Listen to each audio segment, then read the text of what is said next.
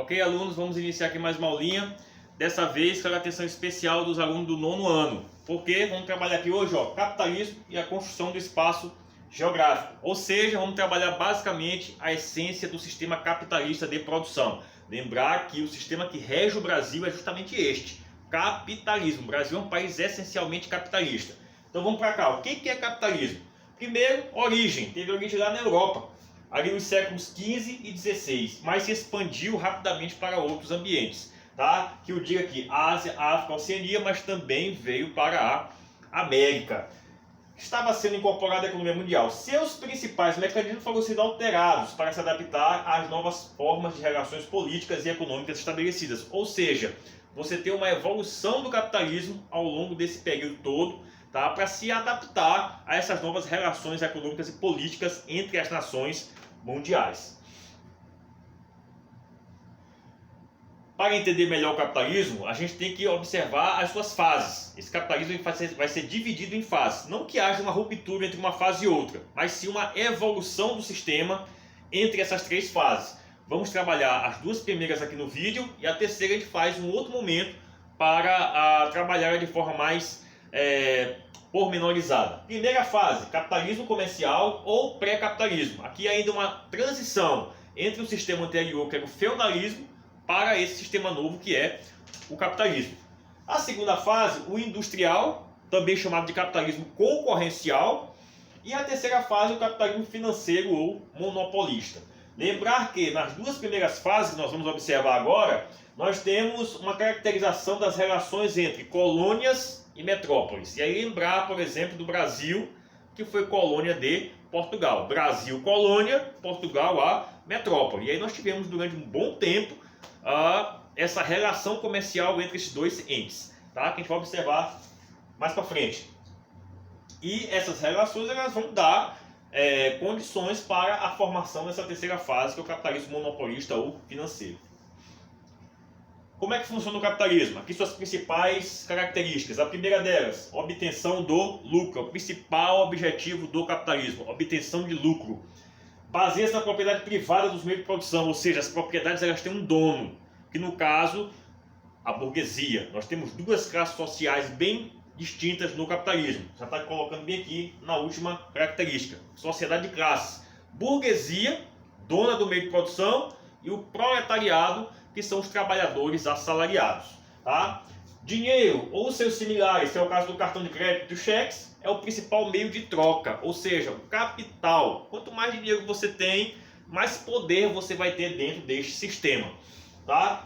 Funciona conforme a lei da oferta e da procura, chamada economia de mercado. O que é isso? Quanto mais mercadoria eu tenho no mercado, menores serão os preços. Quanto maior é a demanda, quanto maior é a procura pela mercadoria, os preços tendem a aumentar. Observa-se muito isso nas datas comemorativas, Natal, Dia das Mães, Dia dos Pais, Dia dos Namorados, onde você tem sempre essa busca por determinados produtos, fazendo com que seus preços acabem aumentando. Além disso, eu tenho relações de trabalho, em que predomina o trabalho assalariado, onde o trabalhador vende a sua jornada de trabalho, vende a sua força de trabalho em troca de um salário, tá certo? E aqui, como eu já citei, uma sociedade baseada na divisão de classes. Mas só lembrando, comparando com o feudalismo, lá no feudalismo você tinha quem? Senhor feudal e servo, não tinha mobilidade. Aqui eu tenho burguesia e proletariado, aqui eu tenho mobilidade. O burguês ele pode vir a ser proletário, assim como o proletário ele pode vir a chegar a ser burguês. Tá?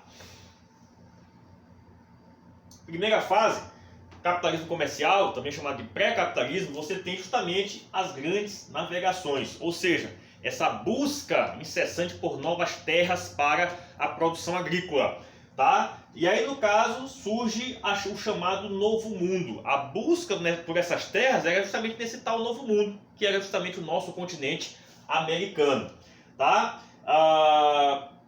Só lembrar que essas denominações Novo Mundo e Velho Mundo fazem parte da história.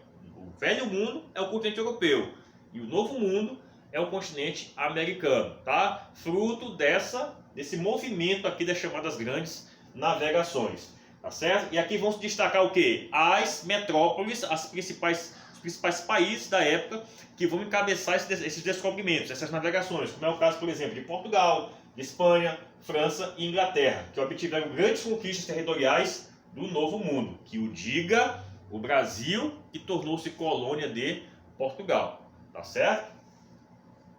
Passando adiante, aqui nós temos a chamada primeira divisão internacional do trabalho, essa DIT, ou seja, essa relação entre colônias e metrópoles, que se deu em função de quem? Do chamado Pacto Colonial, ou seja, a colônia só podia manter relações comerciais com a sua respectiva metrópole. Nesta época, por exemplo, o Brasil só podia ter relações comerciais com Portugal, tá? Fruto dessa lei chamada Pacto Colonial. E aqui você tem a divisão do trabalho entre colônias e metrópoles. Da colônia para a metrópole ia o quê? Metais preciosos e as especiarias. Enquanto que da metrópole para a colônia vinha todo o conjunto de produtos manufaturados, roupas, calçados, ou seja, tudo que já vinha em função daquele parque industrial que começava a ser pensado já na Europa, tá?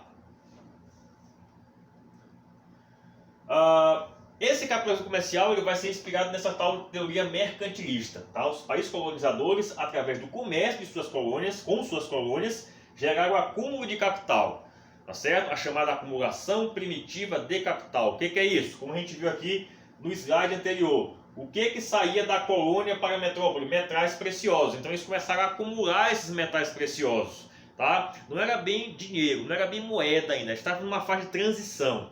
O que se acumulava era especificamente metais preciosos, chamado metalismo. A gente vai observar mais para frente essa característicazinha aí, tá?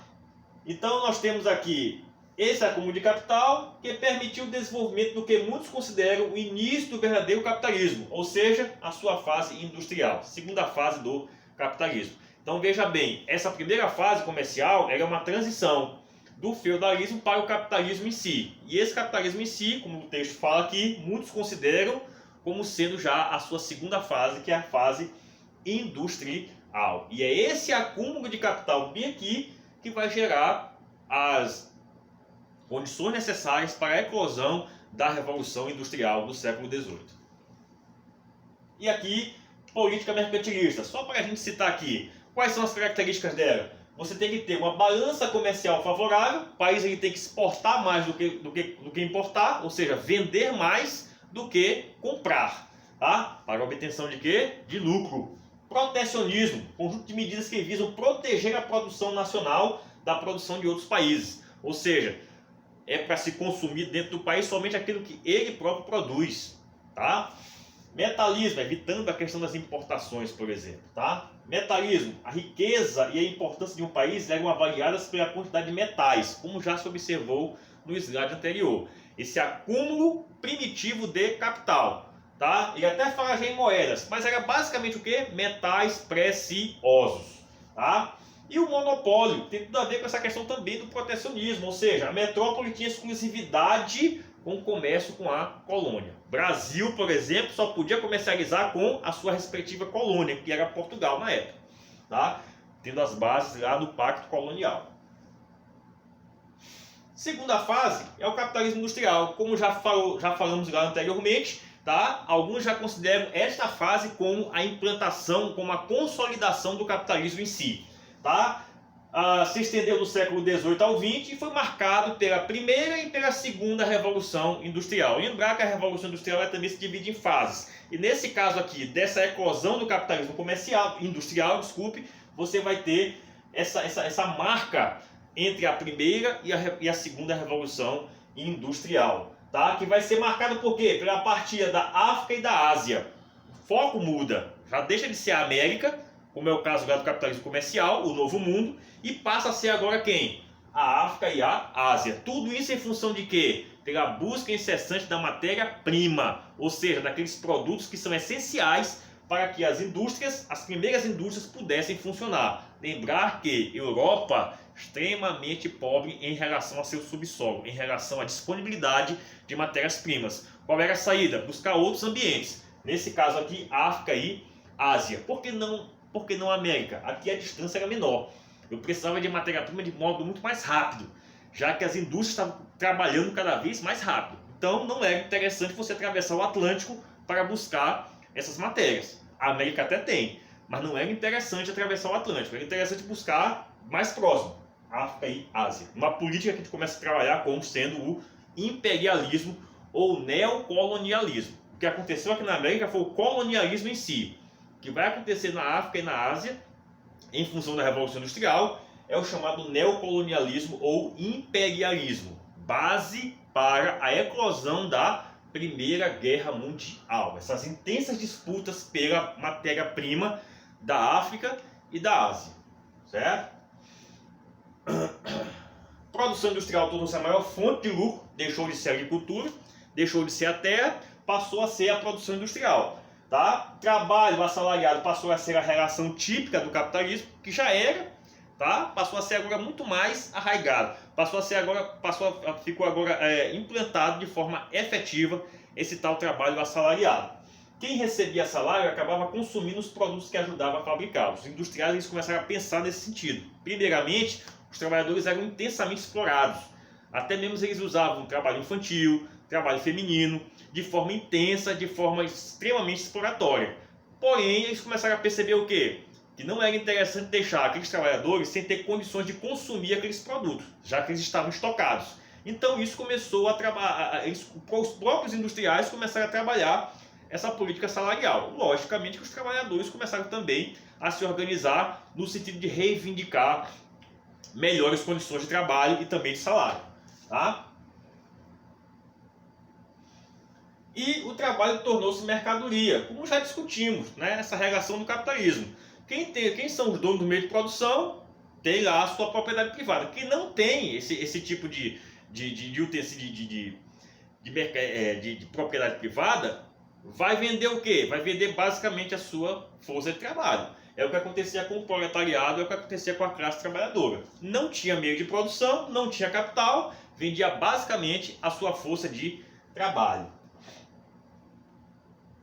Aqui nós temos duas gravuras que ilustram esse período da Revolução Industrial. Primeiramente você vê aqui um parque industrial típico do século XVIII para XIX, onde não havia essa preocupação com meio ambiente. Você percebe uma estrutura totalmente aqui precária para os trabalhadores, e isso refletia na condição de trabalho. Tá? Isso refletia, por exemplo, no próprio consumo desses trabalhadores. E os industriais progressivamente foram percebendo que não era interessante deixá-los numa condição decadente, porque eles precisavam consumir aquilo que a própria indústria produzia. Tá? Claro que não foi uma coisa tão simples. Os trabalhadores tiveram que lutar muito para melhorar suas condições de trabalho. E aqui é o filme Tempos Modernos, tá? Que mostra essa intensa alienação do trabalhador às indústrias. Tá? Ficou tão alienado aqui que ele não conseguia mais fazer nada a não ser manipular parafusos. E para finalizarmos, nós temos aqui a divisão internacional do trabalho dentro do capitalismo industrial. Tá? Como é que é essa situação aqui? Aqui você tem, na realidade mudou muito pouco em relação ao capitalismo comercial, lembra da relação colônia-metrópole, porém você tem aqui, ó, a diferença principal é que as metrópoles passaram a ser industrializadas. E aí nesse caso, o que elas querem agora da colônia? Não quero mais metais preciosos, não quero mais também, até porque os metais preciosos já haviam acabado em função da primeira fase. Tá? Então o que eu quero agora? Eu quero matérias-primas para minhas indústrias. E as metrópoles vão mandar para a colônia o quê? Os chamados produtos industrializados. Tá certo? Então essa é a nova divisão de trabalho, que ainda continua sendo entre colônias e metrópoles, mas num cenário agora industrial. Ok, pessoal? Espero que tenham gostado. Até o próximo vídeo. Valeu, pessoal. Um abraço.